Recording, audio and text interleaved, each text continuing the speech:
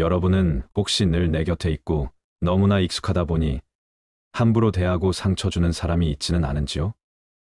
하루하루 휩쓸려 가듯 사느라 소중한 사람을 돌보지 못했고 결국에는 그 사람을 잃어버려 후회했던 경험이 있는지요? 내가 가장 익숙한 사람이 바로 가장 소중한 사람입니다. 그런데 우리는 익숙한 사람의 소중함을 모르고 살아가는 건 아닐까요? 시간이 지나면 고마움보다는 익숙함이라는 어리석은 감정에 물들게 됩니다. 익숙함은 양면성을 가지고 있습니다. 익숙함을 통해 편안함을 느끼기도 하지만 그런 편안함에 점차 소중함과 가치를 잊기도 하기 때문입니다. 너무도 익숙해서 자칫 소중함을 모르고 살아가는 것이죠. 그렇기에 큰 고민과 생각을 하지 않고 당연히 늘 옆에 있을 거라고 생각합니다. 당신에게 가장 소중하면서도 익숙한 사람은 누구입니까? 사람마다 다르겠지만 아마도 부모, 배우자, 자식 등등 가족이 대부분일 겁니다. 소중하고 익숙하지만 어느 누구보다 많은 시간을 보내다 보니 자칫 소홀해지기 쉬운 사람이기도 합니다. 우리는 주변의 소소한 것들에 쉽게 익숙해지곤 합니다. 가족, 친구, 일상적으로 하는 일들 속에서도 우리는 익숙함을 느끼곤 합니다.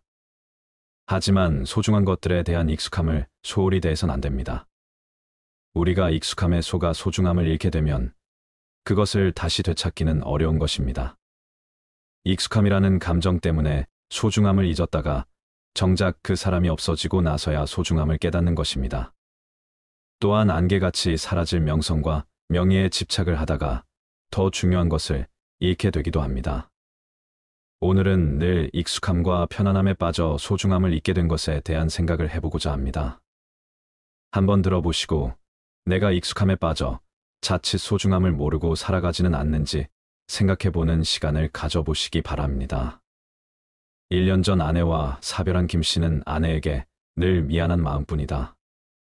아내가 세상을 떠난 지 오늘이 1년이 되는 날이다. 김 씨의 아내는 그토록 아파했던 암 수술을 하다가 수술실에서 깨어나지 못하고 세상과 이별을 했다. 그는 작별 인사도 하지 못한 채 아내를 떠나보냈다. 아내가 죽었어도 바뀐 건 아무것도 없었다. 세상은 여전히 바쁘게 돌아갔다. 다 큰 자녀들도 몇 개월은 슬픔의 충격에 빠져 정신을 못 차리는 듯 싶더니 다시 일상으로 돌아가 다들 잘 살고 있다.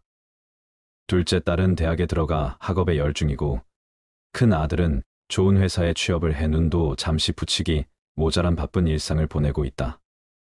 나 또한 달라진 것이 없었다. 그런데 김 씨는 아내를 생전에 너무 소홀히 막 대하고 잘해주지 못한 것이 너무 후회스러워 견딜 수가 없다. 그는 오늘도 소주잔을 기울이며 아내를 그리워한다. 아내를 떠나보내고 나서야 그 사람의 소중함을 깨닫게 된 것이 너무 어리석음을 깨달았다. 너무 익숙함에 빠져 소중한 것을 잊은 것이다. 김 씨는 27살이 되던 해, 긴 생머리에 웃는 얼굴이 예쁜 아내를 보고는 첫눈에 반해 결혼했다. 그렇게 서로 사랑하며 한 해가 지나고 두 남매를 낳았다. 박봉으로 점점 싸우는 횟수도 많아지며 그렇게 결혼 생활 20년이 훌쩍 지났다. 세월이 흘러 이제는 아내가 너무 편하고 익숙해져 버린 걸까요? 결혼하면 정으로 산다더니 아내 얼굴 보는 게 지긋지긋하게 느껴졌다. 어느 날 퇴근하고 돌아와 보니 아내는 아이들이 먹다 남은 음식을 먹고 있었다. 입가에 고춧가루가 묻은 것도 모르고 일찍 왔네하며 반갑게 맞이한다. 여자로서의 매력은 고사하고 벌어다 주는 돈으로 집에서 피둥피둥 놀면서 편히 놀고 먹는 모습을 보면 부하가 치민다. 난 회사에서 상사와 동료에게 이리 치이고 저리 치이고 사는 게 뭔가 싶은데 마누라는 내가 벌어다 주는 돈으로 편히 놀고 먹는 거다. 난 대꾸도 안 하고 방에 들어와 답답한 넥타이를 풀고 침대에 누웠다. 아내가 내 모습을 힐끔힐끔 살펴보다가 회사에서 무슨 일 있었냐고 묻는다. 아내의 표정이 이제 꼴보기도 싫어 일부러 문을 크게 열었다가 쾅 소리가 날 정도로 닫았다. 문소리가 크게 들리자 방에서 아이들이 나와 아내에게 무슨 일이 있냐고 묻는다. 입가에 지저분하게 고춧가루가 묻은 걸 보고는 딸이 아내에게 이렇게 말한다. 엄마, 내 친구 엄마들 좀 봐봐. 내 친구들은 젊고 세련되게 하고 다니는데 엄마 그게 뭐야? 아내가 깔깔대고 웃는다. 아이들은 또 짜증난다는 듯 방 안으로 들어가 버린다. 짜증이 난다. 아내가 하는 모든 행동, 아내가 하는 말 모든 것이 다 짜증난다. 아내에게 이제는 무슨 말을 해도 답답하고 말이 통하지 않는다. 결국 안 되겠다 싶어 아내에게 각방을 쓰자고 말해 각방을 썼다. 각방을 쓰니 너무 편하고 생활이 너무 좋다. 아내와 잘 마주치지 않아 좋다. 아내는 이제 밥과 청소 등 집안 살림에만 필요한 존재다. 가끔씩 단둘이 저녁 식사를 할 때 아내는 내 눈치를 힐끔힐끔 보면서 방을 다시 합치면 안 되냐 물어보지만 무시하면 그만이다. 식탁이 쨍하고 깨질 정도로 젓가락과 숟가락을 놓고 아내를 노려보면 아내도 더 이상 말하지 않고 고개를 숙이며 밥만 떠먹는다. 생활비만 쥐어주면 아이들 키워주고 집안 살림해주는 능력 좋은 뚱뚱한 파출부다. 어느 날은 아내가 무슨 바람이 들었는지 저녁마다 운동을 할 거란다. 난 며칠이나 갈까 하며 매일 약을 올렸다. 그런데 아내가 어느 날부터인가 여기저기가 아프다고 한다. 그 이후로 가끔 배가 쥐어짜듯 아프다고 하며 일주일 만에 운동을 못하겠다고 한다. 여보, 나 이상해 배가 아파. 아내가 말한다. 그러게 운동도 다 타고난 사람이 하는 거야. 그냥 생긴 대로 노는 게 제일 좋은 거야. 그날 이후부터 아내는 틈만 나면 온몸을 주물럭거리며 피곤하다는 말을 자주 했다. 아내는 통증이 도저히 없어지질 않았는지 결국 병원 가서 검사를 받으러 간다고 나한테 병원에 데려다 달란다. 난 바쁘니까 택시 타고 혼자 병원 가라고 했다. 너무 힘드니 병원 앞까지 데려다 달라는 아내를 바쁘다는 핑계로 계속 밀어냈다. 그날 집으로 돌아오니 아내가 날 기다리고 있었다는 듯 말한다. 여보, 난소에 혹이 큰 게 있대. 제거하는 수술을 해야 하나 봐. 수술비 많이 나올 텐데. 나는 할 수 없지라는 무성의한 대답을 하고 꽝소리를 내며 문을 닫았다. 드디어 수술 날짜가 잡혔다. 수술 전 보호자 동의서를 쓰고 수술방으로 들어가는 아내를 보았다. 아내는 오히려 걱정하지 말라며 반갑게 웃어준다. 그런데 아내의 얼굴을 본 건 그게 마지막이었다. 수술 도중 피를 너무 많이 쏟아 응급 상황이 생겼고 아내는 이내 깨어나지 못한 것이다. 결국 김 씨는 아내를 그렇게 떠나보내야 했다. 그리고는 1년이란 시간이 지났다. 언제나 그랬듯 난 나쁜 남편이었고 아내가 죽었다 해도 그 사실은 변함없다. 지금 아내의 무덤 앞에 앉아 소주 병이나 들이키고 있는 나를 마치 욕하는 듯 햇빛이 너무나 강렬하게 나를 내리쬐고 있다. 그는 오늘도 소주잔을 기울이며 아내를 그리워한다. 아내를 떠나보내고 나서야 그 사람의 소중함을 깨닫게 된 것이 너무 어리석음을 깨달은 것이다. 익숙함에 속아 소중함을 잃지 말자. 이 구절은 그 유명한 생텍쥐베리의 책 어린 왕자에 나온 구절입니다. 익숙함은 양면성을 가지고 있습니다. 익숙함을 통해 편안함을 느끼기도 하지만 그런 편안함에 점차 소중함과 가치를 잊기도 하기 때문입니다. 소중한 사람을 더욱 소중하게 대하는 방법은 어렵지 않다. 하지만 처음에는 그 사람을 대할지 몰라도 나중이 되면 익숙해져서 상대방에게 소홀해지고 나의 감정들을 쏟아내며 힘들게 할 때가 있다. 사람들은 관심을 받는 사람의 입장을 고려하지 않고 주로 자신의 마음을 전달하는 데만 집중한다. 진정한 관심은 나의 기준이나 잣대를 버리고 상대를 있는 그대로 존중하며 그 사람의 목소리를 듣는 것이다. 평소 가깝게 지내는 사람들에게도 스트레스를 느낄 수 있다. 그래서 서로를 소중히 대하지 못하고 다툼을 하거나 관계가 악화되기도 한다. 이러한 문제는 사전에 예방하고 조심하면 충분히 서로에게 상처를 주지 않고 오히려 관계가 더 좋아질 수 있다. 다음은 소중한 사람을 소중하게 대하는 방법 5가지를 말씀드릴게요. 평소에 가깝게 지내거나 소중한 사람이 있다면 이렇게 한번 해보세요. 첫 번째, 나와 상대방이 서로 실어나는 것이 무엇인지 이야기를 나눠라. 사람은 너무 가깝게 지내고 붙어 있다가 보면 서로 스트레스가 증폭된다. 서로가 싫어하는 가치관, 행동 등에 대해 소통할 필요가 있다. 아무리 99%가 좋아도 1%가 싫으면 1%가 100%로 느껴지는 법이다. 두 번째, 상대방을 존중하라. 대화를 할 때는 나의 마음을 전달하기 전에 그 사람이 어떻게 받아들일까를 먼저 생각해야 한다. 상대방을 고유의 인격체로서 존중해 주어야 마음을 열 수 있다. 세 번째, 자신의 컨디션에 대해 사전에 알려주어라. 내 컨디션이 좋지 않을 때는 당연히 모든 것이 예민하고 짜증이 난다. 자신이 상처받아 있으면 다른 사람에게 진심으로 배려할 수 없다. 상대방이 그걸 알아야 나를 대할 때 조심히 대할 것이고 트러블이 생기지 않는다. 네 번째, 상대방과 내가 다르다는 것을 인정하라. 설사 가족이라도 사람은 모두 자라온 환경이 다르다. 그러기에 상대방의 행동이나 태도가 이해되지 않는 부분이 많을 것이다. 사람은 독립된 인격체이고 모두 다르다. 다섯 번째, 상대방에게 감사하고 관심을 가져라. 상대방이 내 곁에 존재한다는 이유만으로도 내 인생이 풍부해질 수 있다. 그 사람 존재 그 자체에 감사하라. 일시적인 관심이 아니라 지속적인 관심을 주어라. 상대방의 행동을 보고 이야기를 경청하며 관찰하고 관심을 주어라. 여러분, 조금씩 상대방을 배려하고 이해한다면 소중한 사람과의 관계가 깨지는 일을 예방할 수 있을 것입니다. 하루를 열심히 살아내느라 상대방의 소중함과 사랑을 알아차리지 못하는 순간들이 있습니다. 지나고 나면 불현듯 상대방이 소중했음이 깨우쳐지는 순간들이 있지요. 중고등학교 학창시절 내내 외국으로 유학을 가서 국내에 없었던 박모 씨는 요즘 들어 고민이 많습니다. 국내로 돌아오니 나를 조건 없이 사랑해 주었던 사람들이 나의 곁을 떠났기 때문이다.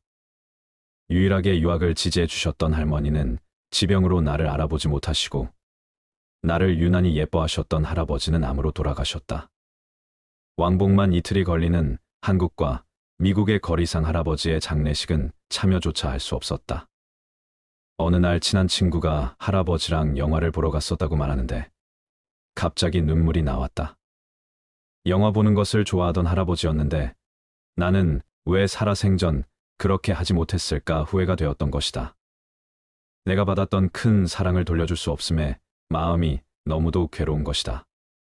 그리고는 도대체 내게 중요한 가치는 무엇인지, 인생의 의미는 무엇인지, 긴 세월 가족과 소중함을 등지고 얻을 수 있는 것은 무엇인지 고민하게 되었다. 아무리 돈과 명예, 일확천금을 얻은들 그 가치들은 이미 내가 잃어버린 소중한 사람들을 살려낼 수는 없기에 말이다. 소중한 사람을 잃었을 때 우리는 극심한 슬픔을 느낍니다. 이제 더 이상 그와는 이 세상에서 함께할 수 없다는 데에서 오는 절망입니다. 떠나보내는 이와의 관계가 가까우면 가까울수록 더 큰 슬픔을 느낍니다. 가까이 있을 때 소중함을 알기란 어렵습니다. 멀어져 가고 있을 때 깨닫고 이미 닿을 수 없을 때 후회하게 되지요.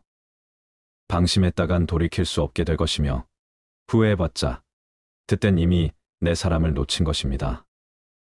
여러분, 땅 위에 농사를 짓는다고 생각해 보세요.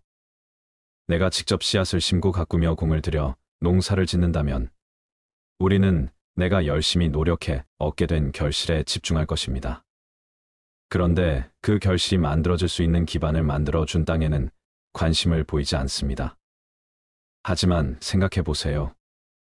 만약 이 땅이 없었다면 내가 농사를 지을 수 있는 환경조차 만들어지지 못했을 것입니다. 익숙함에 속아 소중함을 잃지 않기 위해서는 끊임없는 노력이 필요합니다. 함께하는 소중함에 소홀하면 함께했던 순간들이 간절해집니다. 다음이 있을 거라는 당연한 생각은 마세요. 기회는 다음을 기다려주지 않습니다. 매 순간이 평생에 한 번이라는 것을 잊지 마세요.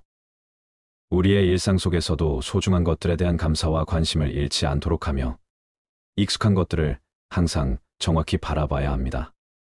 소중한 것들을 놓치지 않고 지켜내기 위해 우리는 끊임없는 노력을 기울여야 합니다. 함께 소중한 순간을 만들어가며 소중함을 잃지 않기 위해 노력합시다. 우리가 인생을 살아가다 보면 다른 사람들과 마주치지 않고 살아갈 수 없을 뿐만 아니라 또한 아무 도움도 받지 않고 혼자 살아갈 수도 없습니다. 누구나 많은 사람들을 만나고 그 사람과 인연이 되고 또한 만남이 있으면 헤어짐이 있습니다. 나이가 들어서 인성이 좋지 않은 사람들과 시간을 보내면 인생이 더욱 피곤해지고 우울해지는 법입니다. 다음은 부처님 말씀을 바탕으로 인간관계 속에서 우리가 어떻게 살아가야 할 것인가에 대한 지혜를 배워보도록 하겠습니다. 아무리 친하더라도 남에게 속하지 말라. 온전히 자신에게도 속하지 말고 온전히 남에게도 속하지 말라. 오직 자신만을 위하는 자는 모든 것을 자기 자신만을 위해 얻으려고 한다. 그런 이들은 사소한 것에서도 양보하지 않고 자신에게 편한 것은 한치도 희생하지 않는다. 그들은 남에게 절대 상냥하지 않으며 매사를 그저 행운에 의존할 뿐이다. 그러나 그들에게 행운을 가져다주는 받침대는 곧 무너져 내리려 할 것이다. 그러므로 당신은 때때로 남에게 속하고 그들도 그대에게 속하게 하라. 반대로 언제나 남에게 속해 있는 사람들도 있다. 이들은 어리석음이 늘 과도한 경지에 올라 있다. 이건 역시 불행하다. 이들은 단 하루 단 한 시간도 자신을 생각하지 않고 지나치게 타인만을 생각하므로 모든 사람의 노예라고 불릴 만하다. 남을 위해서는 모든 것을 알면서도 자신을 위해서는 아무것도 알지 못하면 이는 분별력에도 영향을 끼친다. 진중한 사람은 남들이 그가 필요한 것이 아니라 그를 이용해 얻을 수 있는 이익을 찾는 것임을 알고 있다. 이런 사람과 가까이 하라. 그는 세상에서 아무것도 가진 것이 없다. 그렇다고 무소유를 걱정하지 않는다. 그는 모든 사물에 이끌리지 않는다. 그는 아무 것에도 머무르지 않고 사랑하거나 미워하지도 않는다. 슬픔도 가난도 그를 더럽히지 않는다. 마치 연꽃에 지들기 묻지 않는 것처럼 그는 참으로 평화로운 사람이다. 참으로 평화로운 사람은 어떤 사람인가? 아무것도 가진 것이 없는 사람이다. 모든 이기 그리고 욕망과 집착에서 소유가 나오기 때문이다. 내적으로 완전한 평화를 얻은 사람은 아집이 없다. 이 세상 모든 것을 어느 하나 내 것으로 붙잡지 않기 때문에 모든 것을 모조리 내 것으로 쓸 수 있는 사람이다. 완전한 무소유는 완전한 소유를 가져온다. 그러니 가진 것 없어도 무소유를 걱정하지 않는다. 또한 평화로운 사람은 그 어떤 것에도 머물러 집착하는 바가 없다. 이 세상이 고정된 것이 아닌 까닭이다. 집착할 만한 대상이 있다면 집착하겠지만 이 세상 그 어느 곳을 찾아도 집착할 만한 고정된 실체는 없기 때문이다. 머물러 집착하지 않으면 사랑하거나 미워하지도 않는다. 좋고 싫은 어느 한쪽에 치우쳐 집착하지 않으니 사랑과 미움도 모두 꿈이고 신기루인 것을 안다. 슬픔도 고정된 슬픔이 아니고 가난도 고정된 가난이 아니다. 슬픔도 가난도 모두 인연 따라 잠시 오고 가는 것일 뿐 꿈결처럼 바람처럼 우리 삶을 스쳐 지날 뿐이라는 것을 안다. 그 어떤 슬픔도 가난도 소유도 사랑도 미움도 평화로운 사람을 물들이지 못한다. 평화로운 사람은 나 없음에 도리를 한다. 모든 내적 평화를 깨는 일의 원인은 나에게 있음을 분명히 본다. 내가 없으니 내가 느끼는 모든 분별과 감정과 고통과 슬픔이 모두 누구의 것이겠는가? 그것은 다만 주인 없이 인연 따라오고 갈 뿐임을 안다. 아무리 친해도 거절하거나 몸을 뺄 줄도 알아야 한다.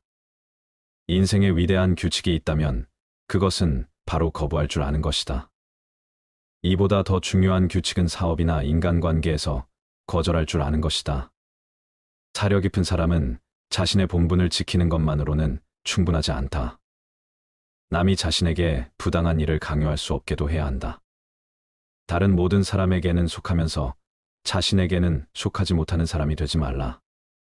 마찬가지로 친구들을 악용하거나 그들이 용인하는 것 이상을 요구해서도 안 된다.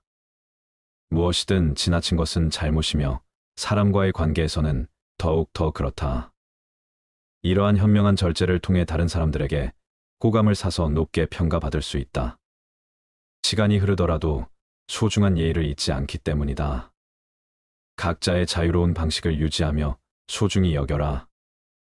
절대로 자신의 취향만 고집하지 말라. 올 사람은 오고 갈 사람은 간다.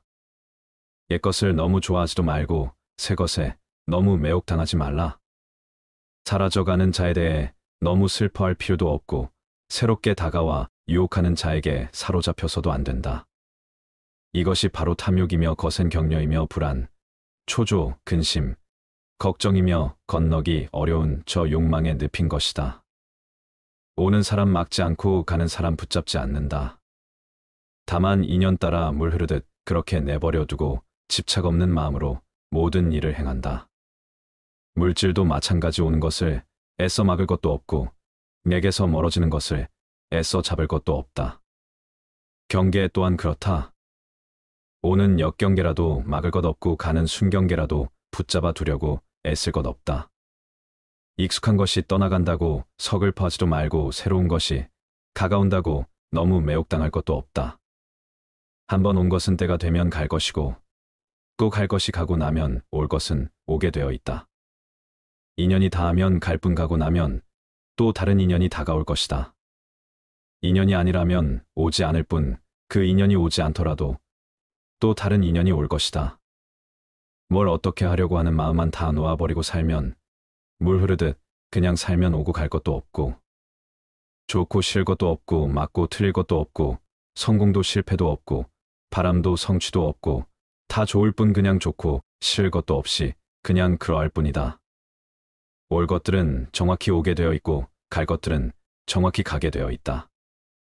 붙잡는다고 갈 것이 오는 것도 아니고 등 떠민다고 올 것이 가는 것도 아니다. 모든 것을 인연에 맡기고 받아들이라.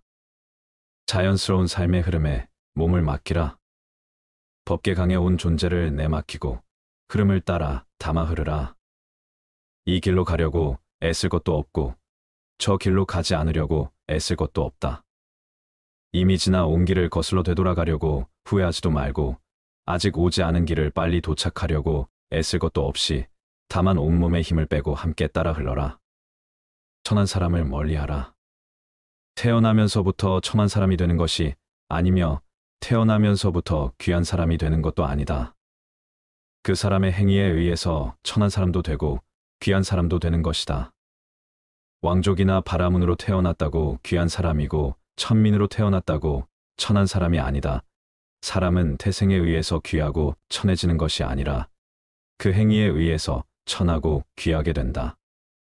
돈이 없다고 지위가 낮다고 천한 사람이 되는 것이 아니고 행위에 의해서 그렇게 된다. 아무리 높은 지위에 있고 심지어 성직에 있더라도 그 사람의 행동이 천하다면 그 사람은 천민이 되지만 아무리 낮은 지위의 사람이라도 그 행동이 귀하다면 그 사람은 성직에 있는 것이다. 어떤 종교를 믿고 신앙하느냐에 따라 천당을 가고 지옥을 가는 것이 아니고 그 행위에 의해서 가는 것이다. 불교를 믿지 않더라도 그 행위가 올바르면 좋은 곳에 가서 나지만 불교를 아무리 진지하게 믿고 기도하더라도 그 행위가 올바르지 않으면 다른 곳에 갈 수 없다. 하느님을 믿고 믿지 않고에 따라 지옥과 천당을 오고 가는 것이 아니라 그 사람의 행위에 따라 오고 간다. 예수 천당 불신 지옥이 아니라 선행 천당 악행 지옥이다. 천당과 지옥의 종교에 차별은 없다. 천당과 지옥의 종교는 오직 하나 진리라는 종교밖에 없다. 가장 중요한 것은 그 사람의 행위이지 태생이나 지위나 경제력이나 종교에 있지 않다. 어떠한가 과연 나는 몸과 말과 뜻으로 천상의 행위를 짓고 있는가? 지옥의 행위를 짓고 있는가? 대장부의 기상을 가진 사람과 가까이 하라. 그대들이 진리답게 살려면 대장부의 기상을 가져야만 한다. 깨진 그릇에는 좋은 음식을 담을 수 없듯이 자기의 분명한 마음의 중심도 세우지 못하고 이리 흔들리고 저리 흔들리면 결코 법다울 수 없다. 그릇이 크고 중심 잡힌 사람은 남들의 말에 현혹되지 않는다.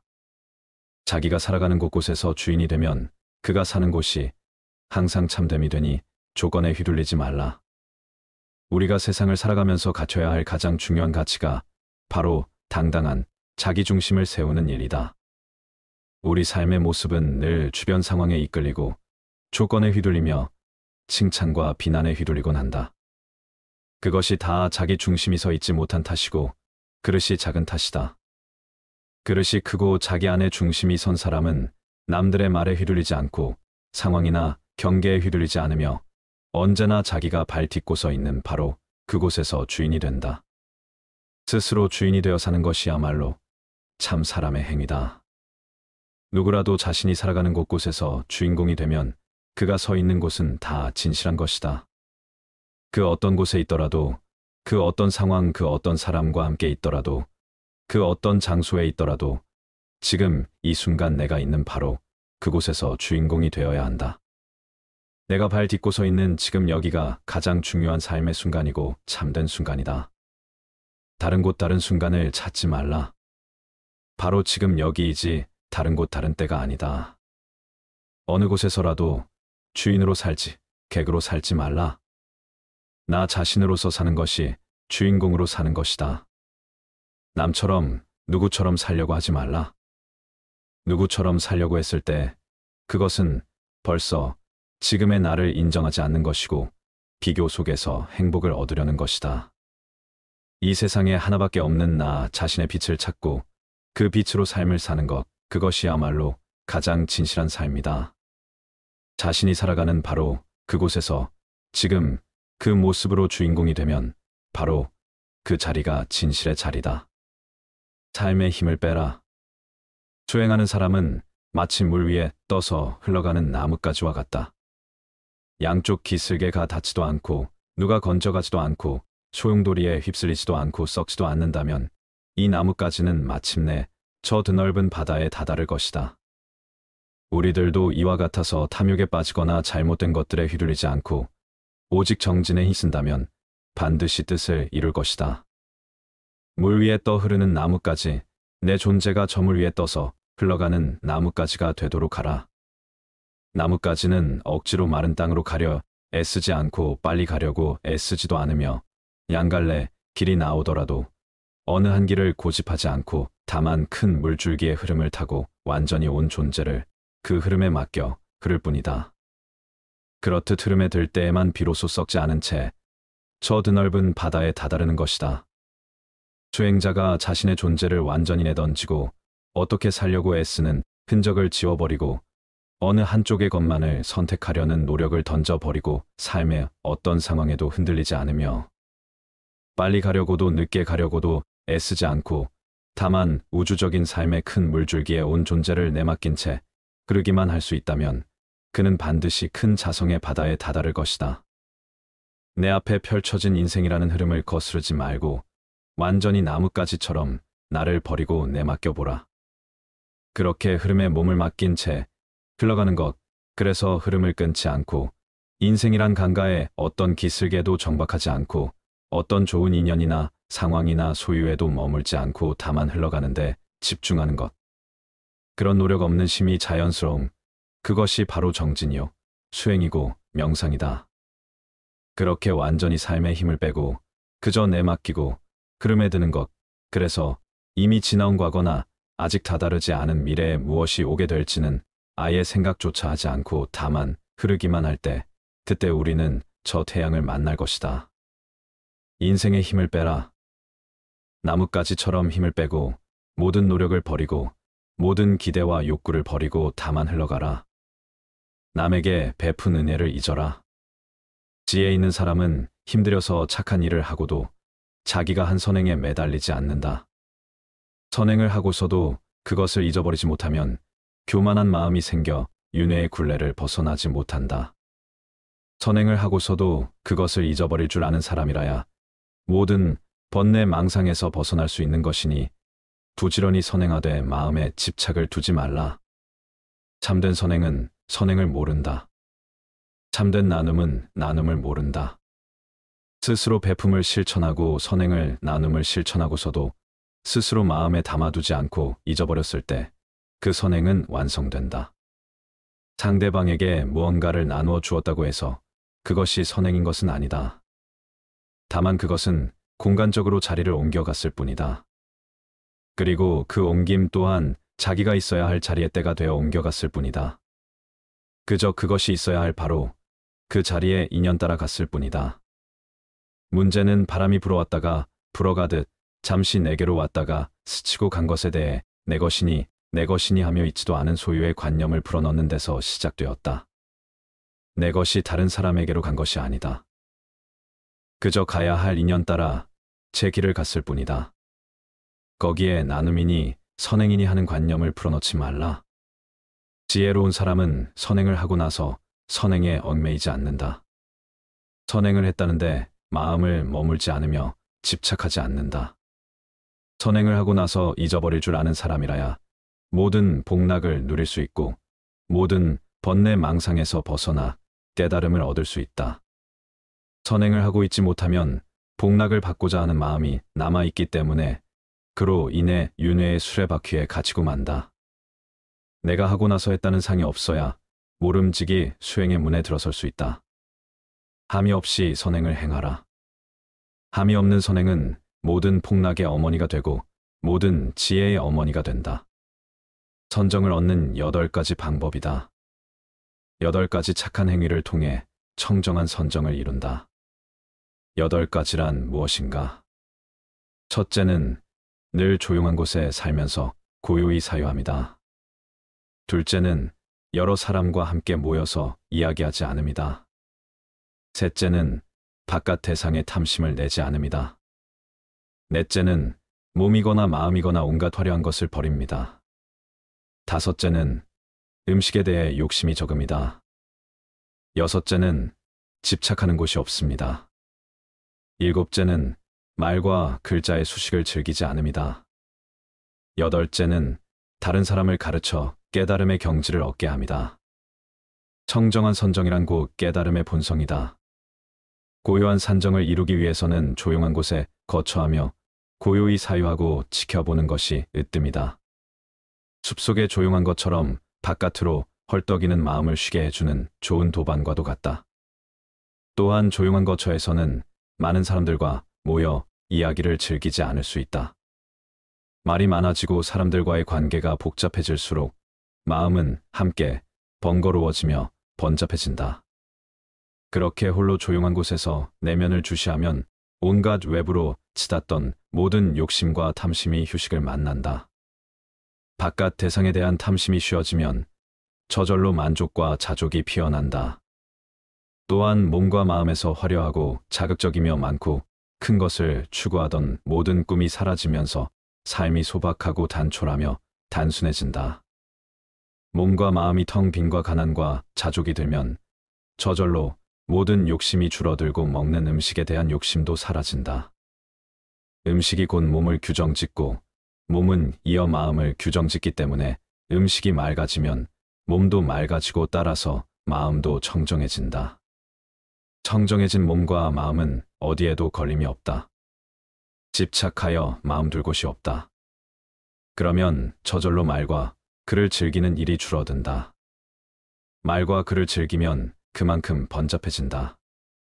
말과 글이 수식을 줄인다는 말은 내면에서 끊임없이 올라오는 온갖 생각과 번뇌들을 줄인다는 의미이기도 하다. 내면에서 끓어오르는 생각과 번뇌가 쉬워지면 마음은 인해 지고의 평안과 청정한 선정에 다다른다.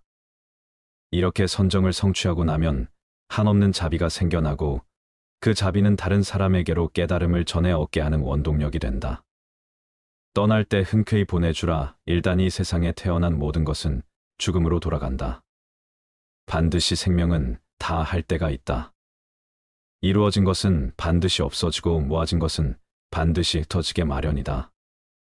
젊음은 오랫동안 지속되지 않고 추색은병을 불러들인다. 고통의 수레바퀴는 끝없이 구르고 굴러서 쉬지 않는다. 이 세상은 덧없는 것이므로 이 세상에 살고 있는 모든 존재에게 영원한 즐거움은 없다. 이 세상에 항상 하는 것은 없다.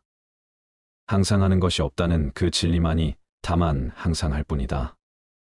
태어나면 반드시 죽고 젊음은 시들어가고 부귀는 빈천으로 돌아가며 모인 것은 흩어지게 마련이다. 항상 하지 않는 것은 괴로움이다.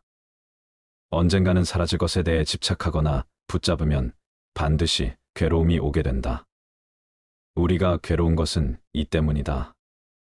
항상 하지 않는데 붙잡고 집착하고 욕심을 부려 항상 하길 바라고 내 곁에 있어 주길 바라며 내 것으로 만들길 바라기 때문이다. 항상 하지 않는 것을 붙잡아 묶어두려 하니 결국 남는 것은 허망함과 공허감뿐이다.